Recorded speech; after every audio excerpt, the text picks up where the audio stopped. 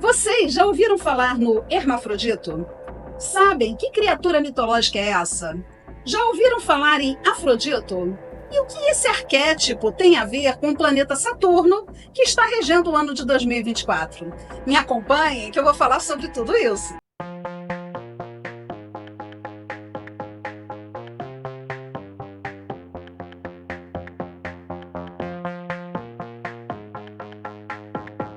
Eu sou a Gisele, esse é o meu canal Gi Vidal. Sejam todos muito bem-vindos. Vamos retomar os nossos vídeos sobre deuses mitológicos e seu uso enquanto arquétipo, e também os arcanos maiores do tarô e seu uso enquanto arquétipos.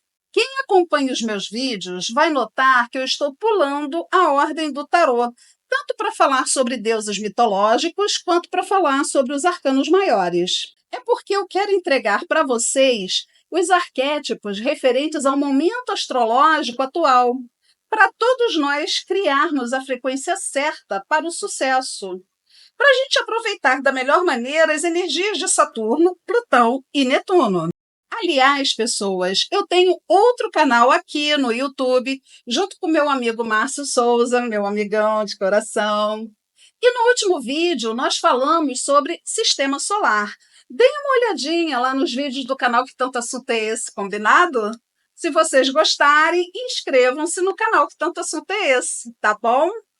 Iluminados, Hermafrodito é a junção dos nomes dos deuses Hermes e Afrodite. Existem algumas versões sobre a história de Hermafrodito ou Afrodito. Uma delas é contada na obra Metamorfoses, do poeta Ovídio, que foi um famoso poeta romano que viveu entre 43 a 17 ou 18 a.C.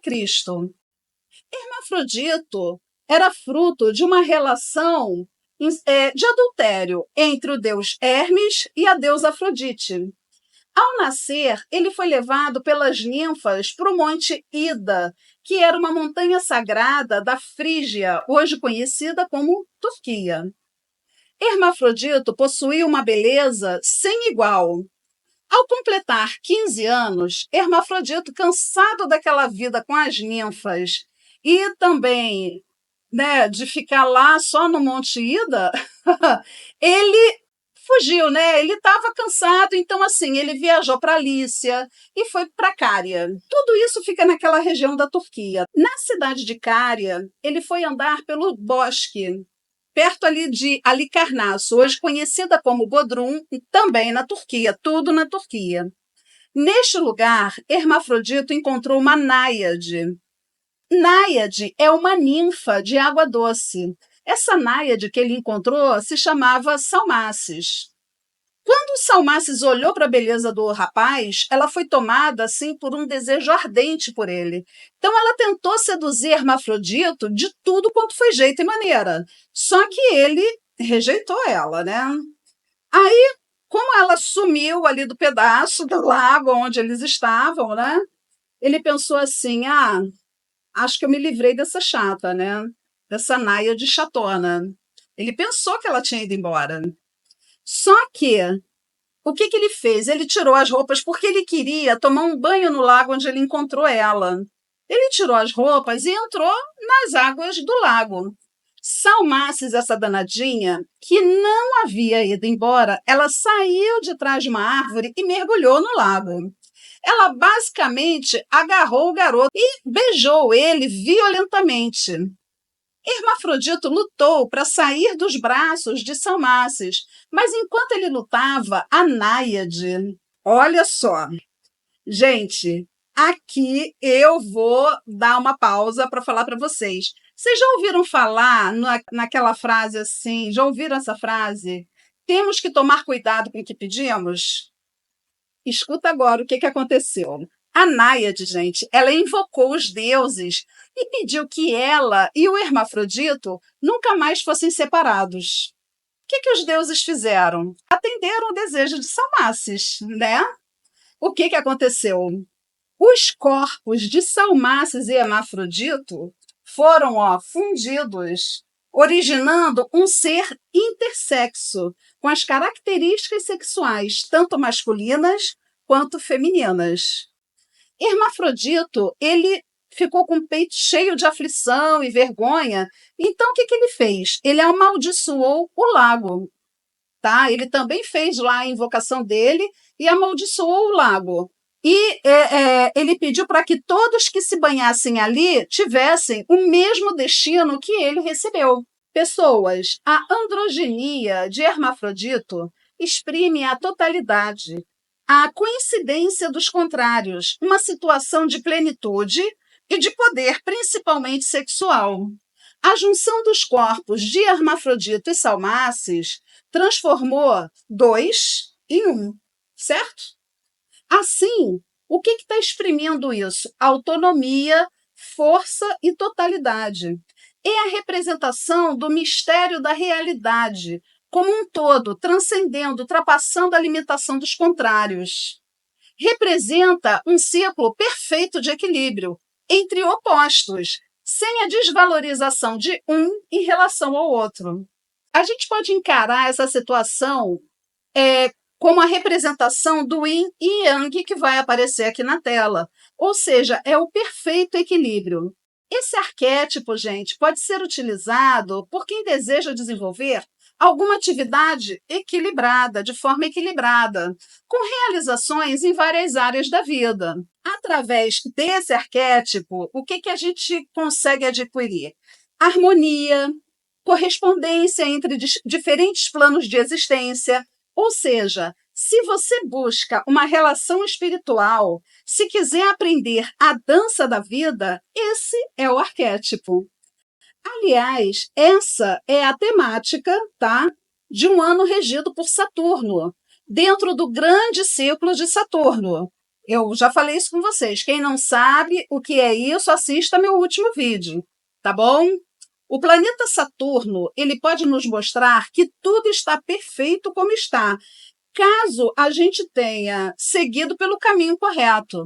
Aquele em que nos preocupamos não só conosco, né, com a gente mesmo, mas também com as outras pessoas, com o meio em que nós vivemos, compartilhamos nosso mundo com outras pessoas e nos permitimos fazer parte de uma coletividade, além de buscarmos o contato com o poder superior, a consciência de que só através desse tipo de interação é que vamos conseguir fluir na vida. Quando eu falo em fluir na vida, tá? Não é só na esfera pessoal. Porque, veja bem, gente, se a coletividade não estiver em sintonia, se nós não estivermos em sintonia com o mundo em que vivemos, nada vai prosperar. Não adianta você querer prosperar enquanto o mundo está acabando. Tem que estar tudo, né, fluindo junto, todos. Chegou o momento da gente começar a pensar no nosso sucesso como o sucesso das outras pessoas. Se você, por exemplo, se você pretende abrir uma empresa, o que você tem que pensar? Olha quantos empregos você vai estar oferecendo. Pense num ambiente harmônico e saudável para todos trabalharem, e não apenas em números, na produção. Pessoas felizes e satisfeitas, um ambiente com bons relacionamentos, com parceria, igualdade, companheirismo, produzem profissionais que rendem mais, porque estão satisfeitos e gostam daquilo que fazem. É a hora, gente, de nós buscarmos a solução para o problema de todos, e não apenas para o nosso problema. Eu não estou falando para vocês se meterem na vida das outras pessoas, na intimidade das outras pessoas, não é isso. O que eu quero dizer é que tudo que nós fizermos, a gente tem que pensar, nós temos que pensar se a gente está fazendo bem. Quando a gente pratica uma determinada ação, a gente tem que nos questionar, né? Eu me questiono muito, e num ano regido por Saturno, esse é o ideal, tá? Que todos se questionem se com essa atitude, se com o que eu estou dizendo, com as minhas ações, se eu estou prejudicando alguém, se vocês estão prejudicando alguém, bem como se com essa ação as pessoas serão beneficiadas. Se forem beneficiadas, ótimo, mas se forem prejudicadas, é melhor mudar o curso, porque mais lá na frente a gente vai colher isso. Então, gente, neste ano de 2024, a gente vai colher o que nós plantamos desde lá de 2017, que foi quando entramos no grande ciclo de Saturno. Faça uma avaliação dos acontecimentos em sua vida de 2017 até agora. O que você plantou? Você magoou muitas pessoas? Ou então você deixou muitas pessoas satisfeitas? Você foi honesto, foi sincero? É o que você vai colher agora. Foi o que você plantou. Entendam, você tem a obrigação, você vai agir de forma correta se você quiser. Agora, quem não está agindo de forma correta, o problema é dele. Quem vai colher os frutos é ele. Eu vou agir corretamente. E eu sei que eu agi corretamente esse período todo. Quem acha que eu não agi, ou quem, sei lá, porque a gente não consegue agradar a todos. O problema é dessa pessoa, porque ela vai colher exatamente aquilo que ela plantou lá atrás. O importante é a nossa consciência estar limpa e tranquila, entenderam? Esse ser mitológico que conversamos a respeito no vídeo de hoje, ele aparece no Arcano Maior 21, que é a carta do mundo. Em especial no tarô mitológico. Se vocês olharem a carta do mundo no tarô mitológico, é ele que está lá. E o que esse arquétipo tem a ver com o planeta Saturno? De acordo com as explicações do tarô Rider-Smith, a correspondência astrológica da carta do mundo é o planeta Saturno. Mas sobre isso nós falaremos no vídeo de amanhã, às 19 horas, no canal de Vidal, sobre o arquétipo da carta O Mundo. Caso vocês não queiram utilizar o arquétipo do hermafrodito, utilizem o símbolo do yin e yang, gatos garotos e gatas garotas. Chegamos ao final deste vídeo. Gratidão, gente, por vocês estarem comigo até este momento. Quem não for inscrito, inscreva-se no canal de Vidal, se você gostou aqui, tá, do conteúdo, e deixem um like, tá bom? Fiquem bem. Até amanhã. Namastê.